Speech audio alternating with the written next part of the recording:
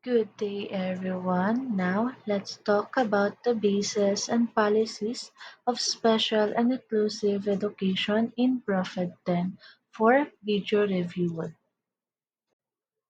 And for the members, we have Menes Hans Evan, Miss Pinky Ann Jessa, and Tanea Jeneline D from BSIE HE4A.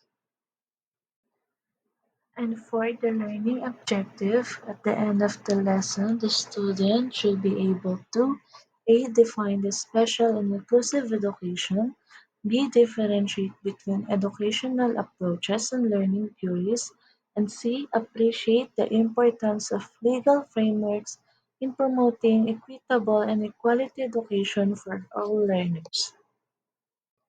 Now, let's talk about the special education. Special education is the practice of educating students in a way that addresses their individual differences and special needs.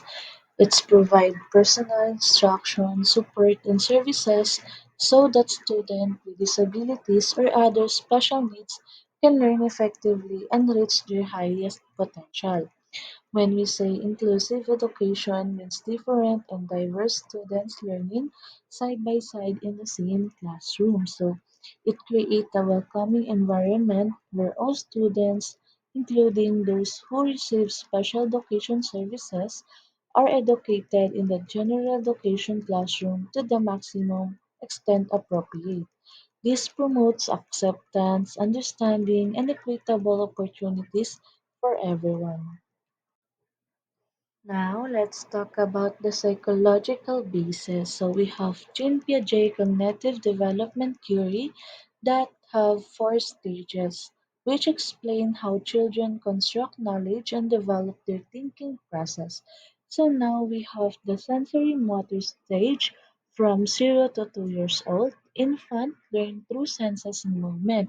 They develop object permanence or understanding things exist even when unseen. Next, we have pre-operational stage from 2 to 7 years old. Children use symbols and mental representations like language and pretend play. Thinking is still often initiative, not logical. Next, we have concrete operational stage from 7 to 11 years old. Children begin to think logically only about concrete objects and real-world events.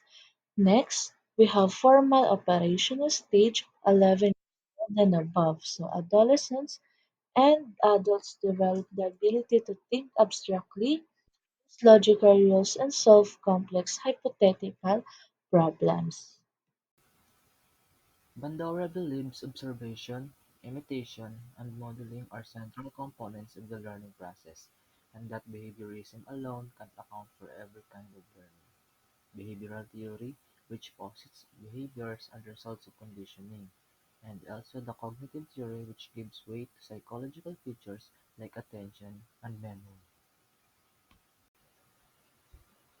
This theory asserts that the cognitive development of children is advanced through social interaction with other people, particularly those who are more skilled. Vygotsky believed that social learning comes before cognitive development and children construct knowledge actively.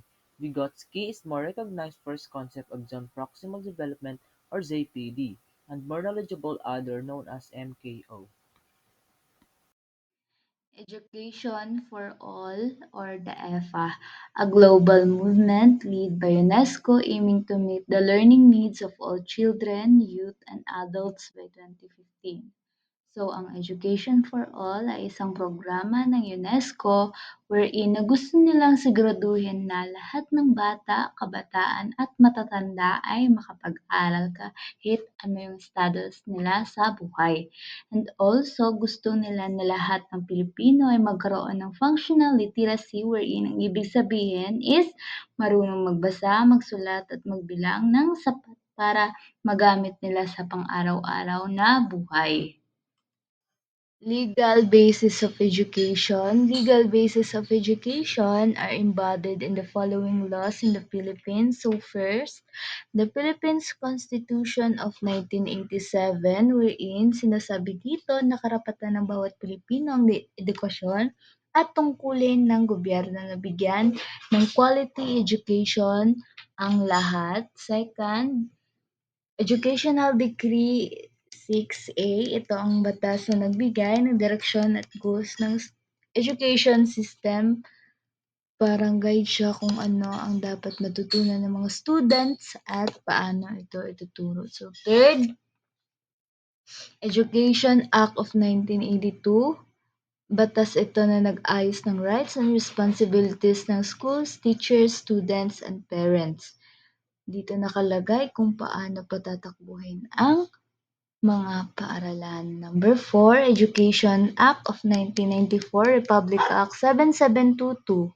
Ito ang batas na gumawa sa CHED or the Commission on Higher Education, meaning ito ang nagbigay ng rules at standards for the colleges at universities sa Philippines. So, last, Republic Act Number 10533, Enhanced Basic Education Act of 2013 or the K-12 Law. Ito ang batas na nagdadagdag ng kindergarten at grade 11, grade 12. Layunin nito na mas maging handa ang mga students sa trabaho, college, or negosyo dahil mas kumpleto ang skills and learning na natuturo dito. Now, let's proceed to the question and answer. For the first question, what is the first stage of cognitive development according to Piaget? A. Pre-operational stage. B. Sensory motor stage. C. Concrete operational stage. Or D. Formal operational stage. The correct answer is letter B, sensory motor stage. This is the answer because according to Jean Piaget's theory of cognitive development, the sensory stage is the first stage in a child's mental growth. It's typically occur from birth to about 2 years old. Number 2. Which stage is characterized by the use of symbols and language? A. Sensory motor stage. B. Pre-operational stage. C. Concrete operational stage. Or D. Formal operational stage. The correct answer is letter B, pre-operational stage. This is because the pre-operational stage, typically age of 2 to 7 years old, is characterized by the emergence of symbol thought, also called the semiotic function. Number 3. During which stage do children develop the ability to think logically about concrete objects? A. Sensory motor stage. B. Operational stage. C. Concrete operational stage. Or D. Formal operational stage. The correct answer is letter C, concrete operational stage. The term concrete operational stage, typically 7 to 11 years old, refers to the development of logical thought regarding physical, concrete events or objects that the child can directly manipulate or observe. Number 4. What is the final stage of cognitive development according to Piaget? A. Concrete operational stage. B. Formal operational stage. C. Post-operational stage. Or D. Abstract thinking stage. The correct answer is letter B, formal operational stage. Jean Piaget theory outlines four primary stages of cognitive development that children universally process through. The four stages in order we have sensory motor, pre-operational, concrete operational, and the last is the formal operational stage. Number 5. At what age range does the sensory motor stage typically occur? A. 0 to 2 years old. B. 2 to 7 years old. C. 7 to 11 years old. or D. 11 years and up? The correct answer is letter A, 0 to 2 years old.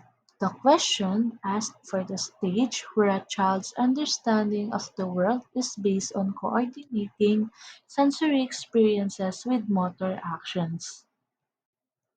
Number 6. Which stage is marked by egocentrism and centration? A. Sensory motor stage. B. Pre-operational stage. C. Concrete operational stage. Or D. Formal operational stage. The correct answer is letter B, pre-operational stage. The questions asked for the characteristic where the child focuses on only one aspect of a situation or object while ignoring all others. The definitions perfectly matches in centration, a core cognitive limitation of the pre-operational stage. Number 7. During the concrete operational stage, children can A. Think abstractly, B. Understand conservation, C. Use hypothetical reasoning, or D. Engage in symbolic play. The correct answer is letter B. Understand conservation. The concrete operational stage, typically from 7 to 11 years old, is the third stage in Piaget theory, and it's defined by the child developing logical thought about concrete objects and events. Number 8. Formal operational thinking is characterized by A. Logical thinking about concrete objects, B. Hypothetical and abstract thinking, C. Egocentric thinking, or D. Sensory-motor exploration. The correct answer is letter B. Hypothetical and abstract thinking. This stage is defined by the development of abstract thinking. This means an individual can think about ideas, concepts, and relationships that are not tied to physical or concrete objects, for example, in justice, freedom, or in mathematics. Number 9. At what age range does the preoperational stage typically occur? A. 0 to 2 years old, B. 2 to 7 years old, C. 7 to 11 years old, or D. 11 years and up. The correct answer is letter B, pre-operational stage. Typically, ages 2 to 7 years old is defined by both the development of symbolic thought and several key cognitive limitations, the two most prominent of which are egocentrism and centration. Number 10. Which stage is characterized by the ability to solve problems using logic and reasoning? A. Sensory motor stage, B. Pre-operational stage, C. Concrete operational stage, or D. Both C and formal operational stage. The correct answer is letter D, both C and formal operational stage. The ability to use logic and reasoning begins in the concrete operational stage and continues to develop and mature through the formal operational stage. During the sensomotor stage, infants learn through A. Symbolic play, B. Language development, C. Active experimentation with the environment, or D. Social interaction. The correct answer for number 11 is letter C. Active experimentation with the environment. What is a key limitation of the pre-operational stage? A. Lack of problem-solving skills. B. Inability to use language. C.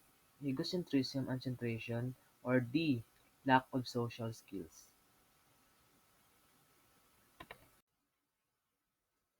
correct answer for number 12 is letter C, egocentrism and centration. At what age range does the concrete operational stage typically occur? A. 0 to 2 years old. B. 2 to 7 years old. C. 7 to 11 years old. Or D. 11 years and up. The correct answer for number 13 is letter C. 7 to 11 years old. Formal operational thinking typically emerges during A. Early childhood. B.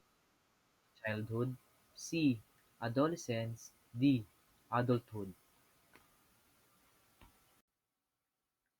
The correct answer for number 14 is letter C. Adolescence.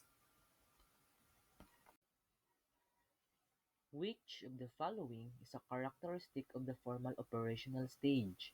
A. Egocentrism. B. Centration. C. Hypothetical reasoning. D. Sensorimotor exploration.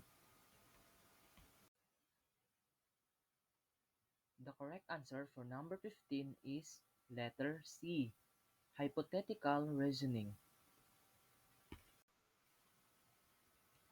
Who is the main proponent of social learning theory? A. Lev Vygotsky. B. Albert Bandura. C. Jean Piaget. Or D. B.F. Skinner. The correct answer for number 16 is letter B. Albert Bandura. What is the main idea behind social learning theory? A. Learning occurs through reinforcement and punishment. B. Learning occurs through observation and imitation. C. Learning occurs through social interaction and collaboration. And letter D. Learning occurs through cognitive development and maturation. The correct answer for number 17 is letter B. Learning occurs through observation and imitation. According to social learning theory, what are the four processes involved in observational learning? A. Attention, retention, reproduction, motivation. B. Perception, memory, thinking, problem solving. C. Imitation, reinforcement, punishment, extinction. Or letter D. Conditioning, modeling, socialization, and development. The correct answer for number 18 is letter A. Attention, retention, reproduction, motivation. According to Bandura, what is self-efficacy? A. A person's actual ability to perform a task. B. A person's belief in their ability to perform a task. C. A person's motivation to learn. Or letter D. A person's reinforcement history.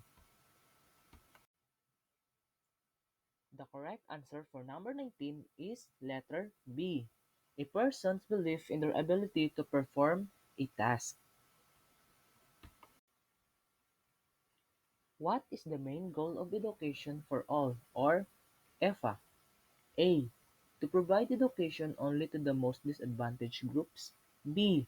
To ensure that every individual has access to quality education. C. To focus solely on primary education. Or letter D.